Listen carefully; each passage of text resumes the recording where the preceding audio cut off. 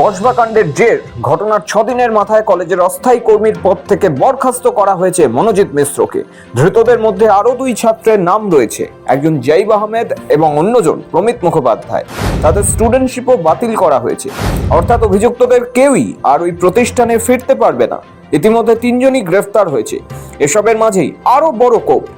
কলেজের পরিচালন সমিতি সিদ্ধান্ত নিয়েছে মনোজিৎ এতদিন ধরে যা বেতন পেয়েছেন তা ফেরত দিতে হবে তাকে। মনোজিতের মতো এই গণধর্ষণের ঘটনায় আরো 2 অভিযুক্ত জাইব আহমেদ এবং প্রমিত মুখোপাধ্যায়ের বিরুদ্ধেও কড়া পদক্ষেপ নিয়েছে কলেজ কর্তৃপক্ষ। জানানো হয়েছে এই 2 ছাত্র যাতে আর কোনো কলেজে ভর্তি হতে না পারে সে বিষয়টিতেও কঠোরভাবে নজরদারি করা হবে।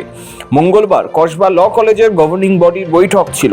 সেই বৈঠকেই বেশ কিছু সিদ্ধান্ত নেওয়া হয়েছে, যেমন দুপুর 2টোর পর কেউ কলেজে ঢুকতে বা থাকতে পারবে না, আই কার্ড ছাড়া কলেজে প্রবেশ নিষেধ, নিরাপত্তা রক্ষার দায়িত্বে থাকা বেসরকারি সংস্থাকে শোকজ করা হয়েছে।